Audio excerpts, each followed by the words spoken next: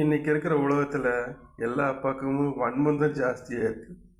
போட்டி, பொறாமை, இது மாதிரி தீய குணங்கள் தான் அதிகமாக இருக்குது.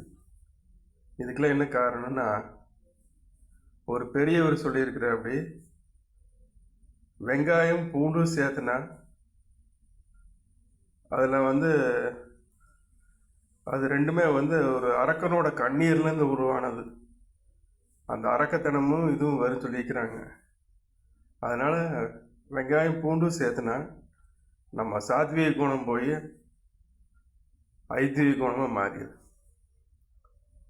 அப்படின்னு சொல்லியிருக்கிறாங்க. அதனால் அதை தவிர்த்தோம்னா நல்லாயிருக்கு. பூரி ஜெகநாத் கோயிலில் வெங்காய பூண்டு சேர்த்துறதே இல்லை. அந்த கோயிலில் முழுக்க முழுக்க இயற்கை எல்லா இதுவும் செய்கிறாங்க, அது சேர்த்துறதில்ல. அதனால் சாத்வீக குணமும் ரொம்ப மனம் அமைதியாகவும் இருக்குது. இது ஒரு மூல காரணம். அன்பு செலுத்தணும். எல்லா உயிர் மேலே அன்பு செலுத்தணும். மனித உயிர்கள் எல்லாத்துக்கு மேலே உண்மையான அன்பு செலுத்துவோம். நீங்கள் எந்த அளவுக்கு அன்பு செலுத்துறீங்களோ,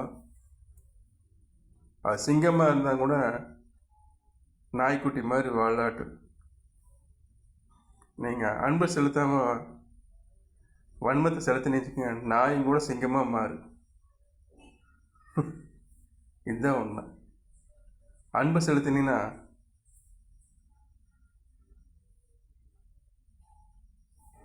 எல்லாமே உலகமே இனிமையாக இருக்குது. அன்புடைய செலுத்த செலுத்த எல்லாமே வாழ்க்கை நல்லா அன்பாக இருக்குது. நீங்கள் வன்மத்தையும் கோபத்தையும் பொறாமையும் டார்ச்சலையும் செலுத்தினீங்கன்னா அப்புறம் அதே தான் திரும்பி வந்துட்டே இருக்கு. எல்லாமே உங்கள் வீட்டிலேருந்து வர்றது தான். நீங்கள் எதை விடுறீங்களோ அது திரும்பி கிடைக்கும். அன்பாகட்டும் அம்பாகட்டும் 2 மடங்காக திரும்பி வரும். மொத்தத்தில் இன்பத்துன்பம்ன்றெல்லாம் ஒன்றும் கிடையாது. மனிதனை எதிரியாக பார்க்கறது தான் இன்பத்துன்பம் எல்லாமே. நீங்கள் எல்லா சக மனிதர்களையும் அன்போடு செலுத்தி நடத்துனீங்கன்னா அங்கே மனித உணர்வு நல்லா இருக்கும், மனித தன்மையும் வாழரும், எல்லாமே நல்லா அன்பாக இருக்குது. இங்கே எல்லாருமே அன்பை செலுத்துற மறக்கிறாங்க. அதனால் வர பிரச்சனைகள் தான் நாட்டில் அதிகம்.